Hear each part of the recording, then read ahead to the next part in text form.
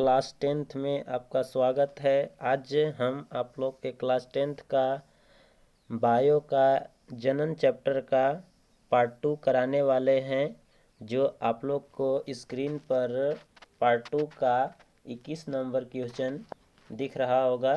देखिए, सबसे पहले नंबर 21 नंबर क्वेश्चन देखिए स्क्रीन पर क्या लिखा हुआ है। स्क्रीन पे जो है आपका लिखा हुआ है डीएनए कहाँ उपस्थित होता है, बताना है। डीएनए कहाँ उपस्थित होता है? लाइसोसोम में, गोल्जी काय में, केंद्रक में, कि इनमें से कोई नहीं? कहाँ बताइएगा, कहाँ उपस्थित होता है, बताना है। चलिए, इसका आंसर जो होगा आपका सी होगा। डीएनए कहाँ पाया जाता है? तो याद रखेंगे, कहाँ पाया जाता है डीएनए? तो केंद्रक में पाया जाता है। कहाँ पाया जाता है? केंद्रक में। याद रखेंगे, कहाँ पाया जाता है? केंद्रक में। अब अगले नंबर क्वेश्चन की तरफ चलते हैं। अगला नंबर क्वेश्चन देखिए, 22 नंबर क्या है। इसमें आनुवंशिक गुणों का संदेश होता है, ठीक ना? इसमें आनुवंशिक गुणों का संदेश होता है, बताइएगा किस में होता है? डीएनए में, गोल्जी काय में, क्लोरोप्लास्ट में, एंजाइम में, किस में होता है आनुवंशिक गुणों का संदेश? चलिए, इसका आंसर जो होगा आपका, इसका आंसर क्या होगा? तो इसका आंसर जो होगा आपका डीएनए होगा। क्या होगा? डीएनए। डीएनए, ठीक ना? अब चलते हैं अगले प्रश्न की तरफ। अगला प्रश्न आपका क्या है? तो अगला प्रश्न जो है देखिए स्क्रीन पे, परागकोश में होते हैं। परागकोश में क्या होता है? बाह्यदल, अंडाशय, अंडप और परागकण। क्या होता है बताएंगे, क्या होगा आंसर? चलिए, इसका आंसर जो होगा आपका, परागकोश में क्या होते हैं? परागकण होते हैं। क्या होते हैं? परागकण। क्या होते हैं? परागकण। याद रखिएगा।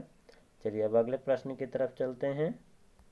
अगला प्रश्न देखिए, अगला प्रश्न जो है आपका, परिवर्तित परिस्थितियों में जीव जीवित रह सकते हैं किसके द्वारा? समष्टि के द्वारा, प्रतिकूल के द्वारा, अनुकूलन द्वारा, इनमें से सभी किसके द्वारा रह सकते हैं, बताएंगे किसके द्वारा रह सकते हैं?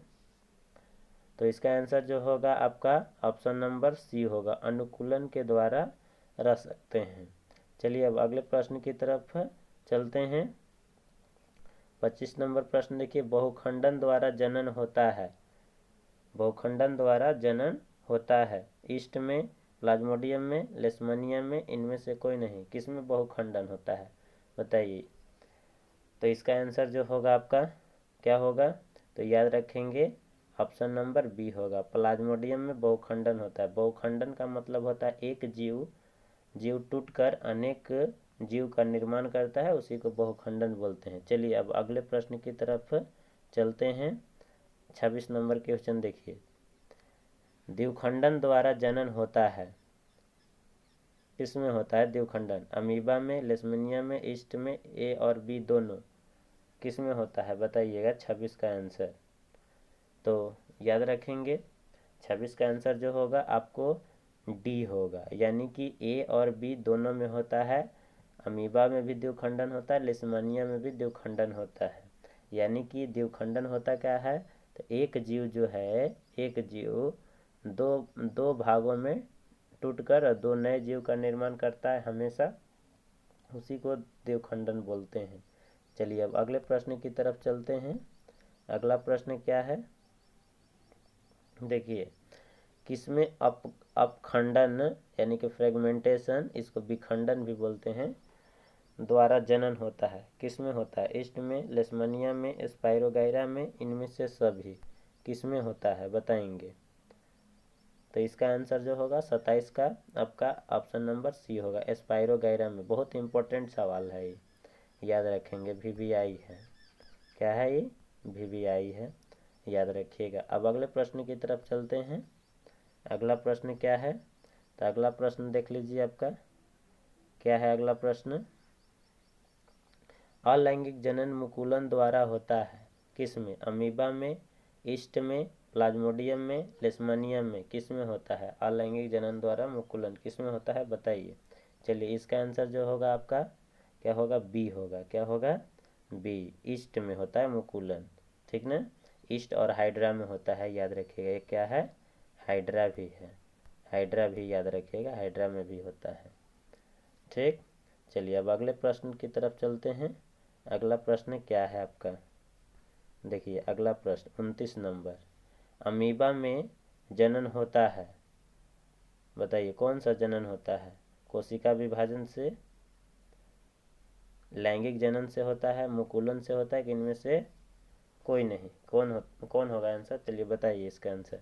इसका आंसर जो होगा आपका ए होता है, कोशिका विभाजन से होता है। इसमें याद रखना है हमेशा, लैंगिक जनन नहीं होता है, नहीं मुकुलन होता है, ठीक। कोशिका विभाजन होता है, मतलब कोशिका टूटती है। चलिए अब अगले प्रश्न की तरफ चलते हैं। अगला प्रश्न आपका क्या है, देखिए अगला प्रश्न क्या है। जिस जीव में नर और मादा जनन अंग दोनों उपस्थित होते हैं उसे क्या कहते हैं, ठीक ना। हर्माफ्रोडाइट, द्विलिंगी, उभयलिंगी, इनमें से सभी क्या कहते हैं बताइए, क्या कहते हैं। 30 का आंसर बताइएगा। तो 30 का आंसर जो होगा आपका क्या होगा, डी होगा, सब कहते हैं। हर्माफ्रोडाइट भी बोलते हैं, द्विलिंगी भी बोलते हैं, उभयलिंगी भी बोलते हैं। इस सब में मतलब नर जननांग और मादा जननांग दोनों इंक्लूड होते हैं, मतलब शामिल होते हैं। चलिए अब अगले प्रश्न की तरफ चलते हैं। अगला प्रश्न क्या है, 31 नंबर। देखिए 31 नंबर क्वेश्चन आपका क्या है, 31। जिनमें नर और मादा लिंग अलग अलग जीवों में होते हैं वे कहलाते हैं, क्या कहलाते हैं। नर और मादा जो लिंग होता है अलग अलग होते हैं, उसे उसे क्या कहते हैं या क्या कहलाते हैं। एक लिंगी, द्विलिंगी, हार्मोफाइड, उभयलिंगी, क्या कहलाते हैं बताइएगा। चलिए इसका आंसर जो होगा आपका 31 का ए होगा। क्या होगा, एक लिंगी, अलग अलग होंगे तो उसको हम लोग क्या बोलेंगे, एक लिंगी, ठीक ना। अब चलिए अगले प्रश्न की तरफ चलते हैं। अगले नंबर प्रश्न जो है, उभयलिंगी पुष्प में उपस्थित होता है, क्या उपस्थित होता है बताएंगे। स्त्री केसर, पुंकेसर, स्त्री केसर और पुंकेसर दोनों के, इनमें से कोई नहीं, उभयलिंगी में बताना है। इसका आंसर क्या होगा, तो इसका आंसर जो होगा आपका सी होगा, यानी कि स्त्री केसर और पुंकेसर दोनों होता है। अब अगले प्रश्न की तरफ चलते हैं। अगला प्रश्न क्या है, 33। देखिए 33 नंबर प्रश्न। पुष्प में परागकण कहाँ बनते हैं, परागकण कहाँ बनते हैं फूल में बताना है, यानी कि पुष्प में, पुंकेसर में, स्त्रीकेसर में, पंखुड़ी में, बाह्यदल में, किस में बनता है बताएंगे। 33 का आंसर, 33 का आंसर चलिए आपको हम बता देते हैं, ए होता है। क्या होता है, यानी कि परागकण जो होता है पुंकेसर में बनता है, याद रखेंगे। या तो पुंकेसर के जगह पर परागकोश भी लिखा हुआ मिलेगा, ठीक ना, याद रखेंगे। चलिए अब अगले प्रश्न की तरफ चलते हैं।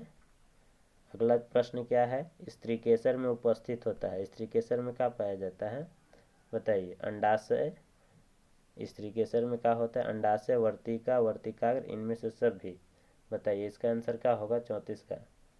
चलिए इसका आंसर जो होगा आपका डी होगा। क्या होगा, डी, अंडाशय भी होता है, वर्तिका भी होता है, वर्तिकाग्र होता है। अब ये भी बात याद रखिएगा, स्त्रीकेसर को 3 भागों में बांटा जाता है, और 3 भाग कौन कौन है, तो एक है अंडाशय, एक है वर्तिका और एक है वर्तिकाग्र, ये भी बात याद रखिएगा।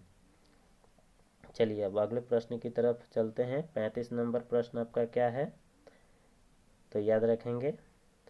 पुष्प में बीजांड कहाँ उपस्थित होता है, पुष्प में बीजांड कहाँ उपस्थित है, वर्तिकान में, वर्तिका में, अंडाशय में, इनमें से कोई नहीं, किस में पाया जाता है बताएंगे।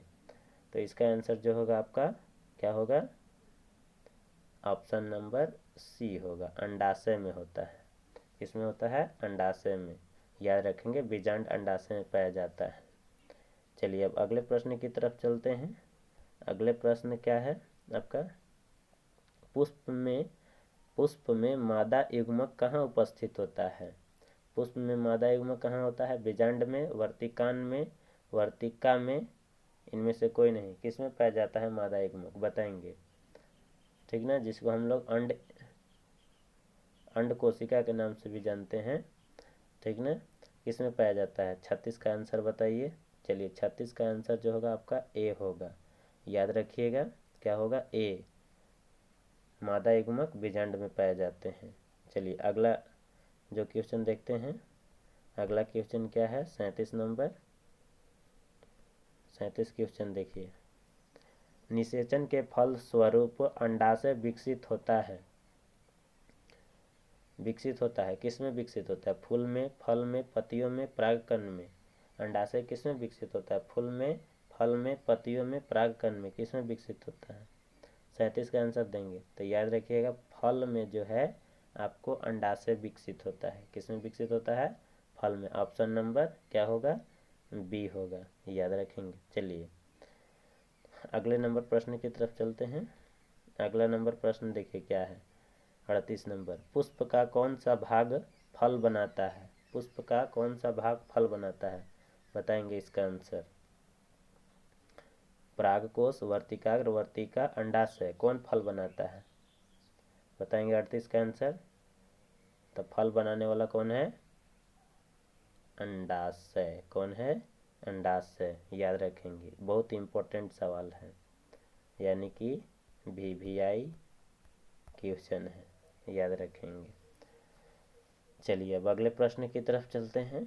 अगला प्रश्न क्या है आपका? 39 नंबर। देखिए निषेचन के बाद बीजांड परिवर्तित होता है। किस में परिवर्तित होता है बीजांड? फल में, फूल में, बीज में, परागकण में। किस में परिवर्तित होता है? बताएंगे। किस में परिवर्तित होता है? तो याद रखिएगा बीज में। किस में होता है? बीज में, ठीक ना, याद रखना है। Option number C. चलिए अब अगले प्रश्न की तरफ चलते हैं। अगला प्रश्न क्या है? 40 नंबर देखेंगे।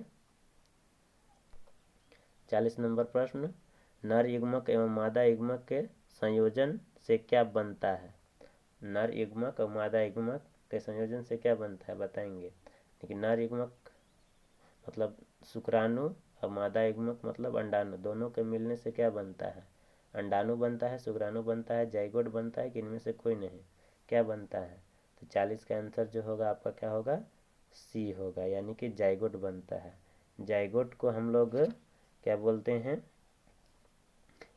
हिंदी में क्या कहते हैं? युग्मनज। युग्मनज,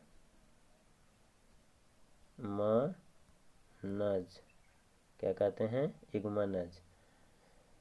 तो बस आज के लिए इतना ही। अब पार्ट 3 में आपको 20 क्वेश्चन कराएंगे। इसके बाद इस चैप्टर से लगभग इम्पोर्टेंट क्वेश्चन आपका समाप्त हो जाएगी, ठीक ना।